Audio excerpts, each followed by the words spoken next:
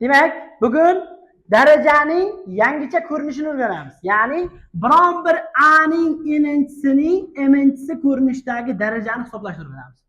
Qaranglar, o'zi a ning n'chisi bor ekan, shuni yana m'nchi darajasi ekan. Bu nima degani desa, buni ma'nosi shundan iboratki, a ning n'chisidan m'ta turibdi degani.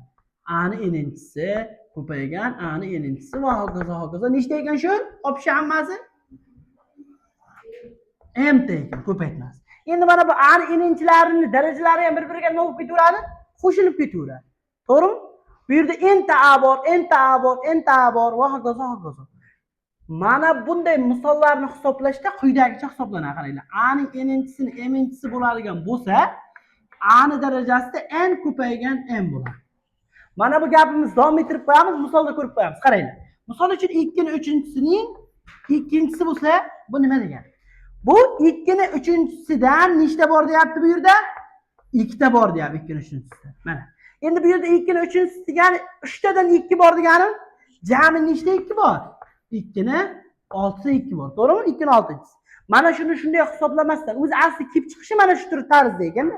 Shuni bunday hisoblamasdan birdaniga qanday deb yozsak bo'lar ekan? Ana shu davomida yozib qo'yaman. 2 ning darajasida 3 ko'paygan 2. Ya'ni 2 ning 6-chisi yozsak bo'lar ekan. Tushunarlimi? Xo'p, endi qaranglar. Bizga mana shunday darajani misolda berilsa, darajalar bir-biriga ko'paytirilishi shart degan qoida umuman esdan chiqmasligi kerak. Ya'ni qavs ichida yana daraja bo'lib turgan bo'lsa. Tushunarlimi? Xo'p, misol ko'ramiz. 800-chi-misol. 838-misol. Seni 7-chisi ning darajasida 3-chisi. Xo'p, seni 7-chisida nechta bor ekan? 3 ta bor ekan. Biz nima deb yozamiz buni? Seni 7 ko'paygan 3-chisi. Ya'ni sedan nechta bor? 21 ta. Tushunarlimi? Savol bormi?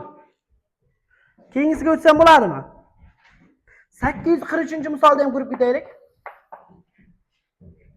Seni kvadratini darajasida 3-chisi, yana 4-chisi. Xo'p. Sening darajasida mana bular hammasi bir-biriga nima qilinadi? Ko'paytiriladi. 2 ko'payu 3 ko'payu 4. Seni darajasida 24. Tushunarlimi bu? Demak, mana bu ko'rinishdagi misollar tushunarli-a? Mana bunday qavscha bo'lsa, darajalar bilan ko'paytirilishi tushunarli. Xo'p, keyingisiga o'tamiz. 856-misol.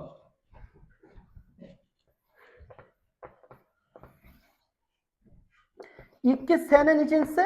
3-chisi. Xo'p, mana shu joyda mana bu daraja qaysiga tegishli? 2 ga tegishlimi, 3 ga tegishlimi? Ikkalasiga ham. Qavsni ichida agar ko'paytiruv yoki bo'luv bo'lib tursa, daraja har ikkala songa tegishli bo'ladi dedik, to'g'rimi? Xo'p, mana ko'paytiruv bo'lib turganligi uchun ikkala songa ham tegishli. Bu degani 2 ning 3-chisi ko'paygan s ning 3-chisi. 2 ning 3-chisi nechiga teng?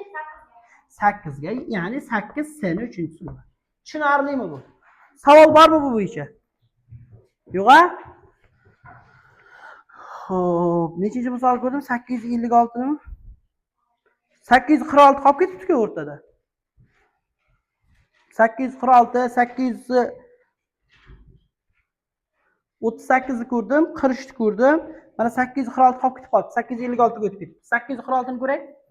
846. Seni 3-chisi ko'paygan seni kvadratining nechinchisi? 5-chisi. Endi birinchi bo'lib mana bu daraja ustida darajani nima qilamiz? Hisoblab olamizmi? Seni 3-chisi ko'paygan seni 2 ni 5 ga ko'paytirsam 10-chisi. Endi asoslari bir xil darajalar bir-biriga nima qilinadi? Qo'shiladi. Seni 10 plus 3-chisi, ya'ni seni 13-chisi.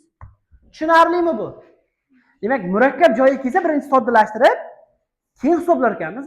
Mana shu joyda murakkab joyi nima ko'rinyapti? Qaranglar-chi. Birinchi mana bu ko'rinyaptimi? Murakkab bo'lib turib. Demak, buni birinchi soddalashtiramiz. Keyin o'zimiz ko'zimiz o'rgangan misol ko'rinishiga kelib qoldimi mana bunday? Kecha dars o'tdik-a shuni. Darajalar bir-biriga nima qilinadi? Qo'shiladi. Qo'shib qo'ydik. Tushunarli?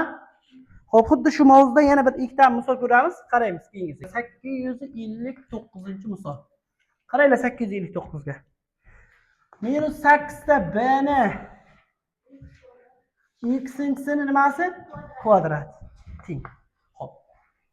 Bu yerda nima turibdi? Birinchi minus 8 b va x'lar bor, to'g'rimi? Mana bu darajadagi qaysilarga tegishli? Hammasiga. Minusning juft darajasi minus nimaga aylanardi? Plusga. Demak, plusga aylansa plusga yozishim shartmi? 8 ni kvadrat yozamizmi endi? Kvadrat. Ko'paygan b ni kvadrat yozamanmi? Ko'paygan x kvadrat yozamanmi? Teng. 8 kvadrat 64, b kvadrati x kvadrat. Tushunarli bu?